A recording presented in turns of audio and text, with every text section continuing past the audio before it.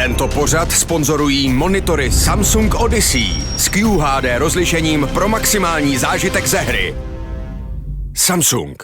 Hey guys, it's my great honor to welcome a very special guest today, Michał Blicharz, Viceprezident of Product Development, ESL Gaming. Carmac, thank you for having us.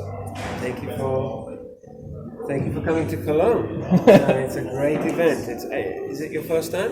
No, second time. Second time. Okay. Last time was in 2018, so it's been some time.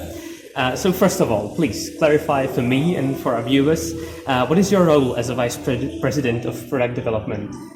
Well, honestly, I don't quite know myself, so to say. The thing is, I'm generally labeled as a creative ideas guy. So I was one of the people heavily involved in developing things like the Intel Grand Slam, things like the design of the ESL Pro Tour, or redesign some of our things. So and those things have been quite impactful for ESL. So my role currently revolves around designing and redesigning new products or existing products to improve them, to make sure that the structures are better, more correct. So I was involved, for example, in the creation of the EPL conference stage to essentially make the entire ESL Pro Tour story more clear, because it used to be that you had to go, well, if you want to qualify for into Extreme Masters Cologne, you would have to do this, this and this, or you can have this and this avenue, or you can have a third or fourth avenue. So we've narrowed it down, we simplified it. The next year's ESL Pro Tour structure, where we will no longer have EPT points, but we'll just go by the world ranking, is also something I do. So I kind of design, redesign and improve our products, our structures and things like that. But technically, if I want to get involved in anything, I can. You're the boss. I get it. So let me follow up with a more lighthearted question, because you're an executive, you're not necessarily a referee. So I have to ask, you have to have a fanboy moment from some time to time. Like, is there a team you're secretly rooting for at the moment, or is there a team you've cheered on in the past? Well, if I were to root secretly, then what kind of secret would it be if I gave it up? But listen, it's not possible to work in esports, or I haven't found it to be possible to work in esports and be a robot and just, treat everybody equally warmly or equally coldly and things like that.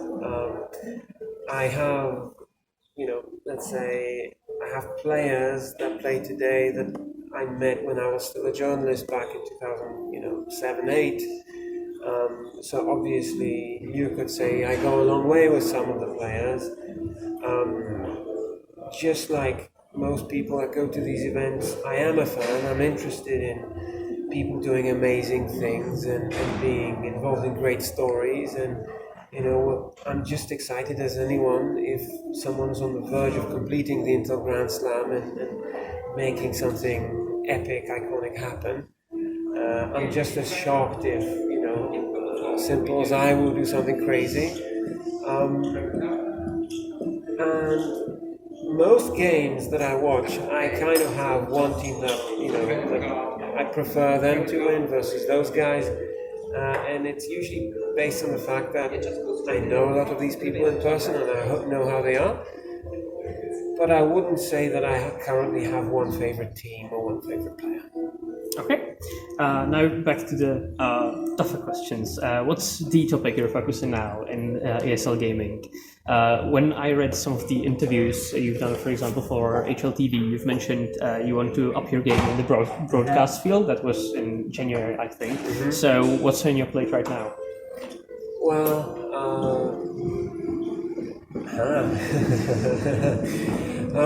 the things I can talk about would be working on IEM Rio.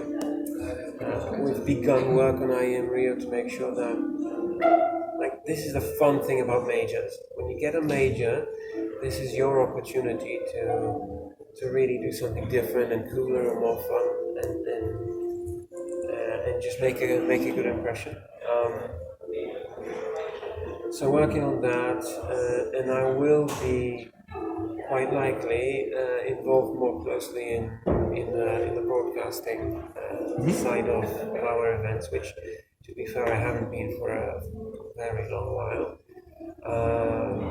But these are, let's say, ongoing conversations, and my specific involvement isn't fully defined yet. If we spoke 2 weeks from now, I could give you a better answer because those things would be more set in stone. But right now, it's Rio. Of all the things that, let's say, esports fans would immediately care about, it's Rio, and I'll probably be having a closer look at our broadcasting. Now, you mentioned Rio. That's the first major that's going to take place in Brazil. So, and Brazilians are very special for Counter-Strike esports. So do you think, what are the opportunities and challenges that major in Brazil is going to bring? Well, so the opportunities are obvious because we sold all the tickets we had in something like an hour or so. So the level of enthusiasm from Brazilian fans is crazy. I mean, you can see that even if you're at home on Twitch. You can see the numbers that Gaules is drawing, the size of that audience and the level of passion.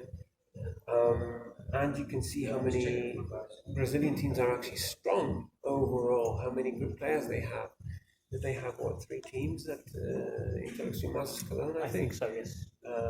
So it's not a lot of countries that can deliver 3 teams to $1 billion event in Counter-Strike.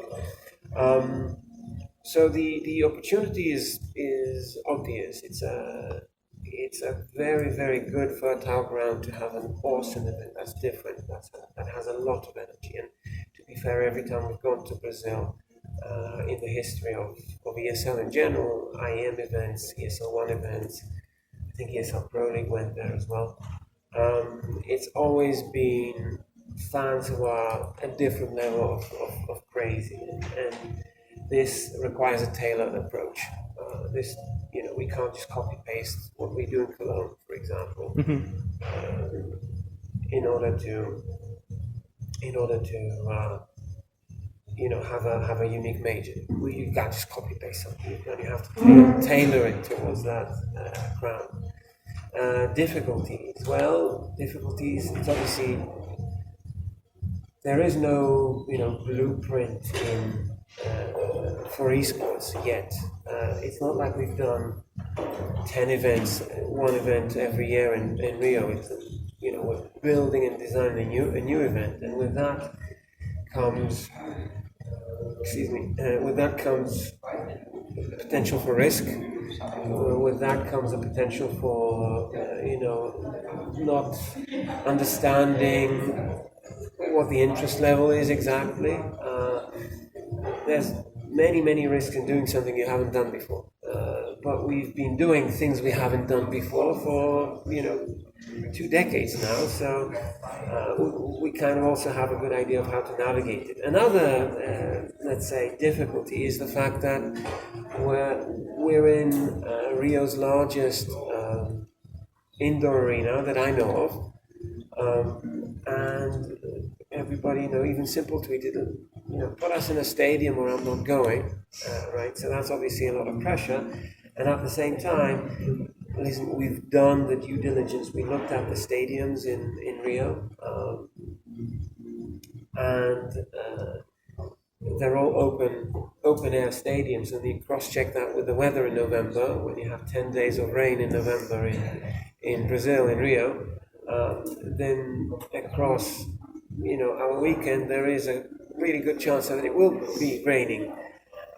So this is not something that we can responsibly, do and go after. But obviously the demands for this event specifically in terms of like what the fans in Brazil want are definitely surpassing probably any other event I've heard of.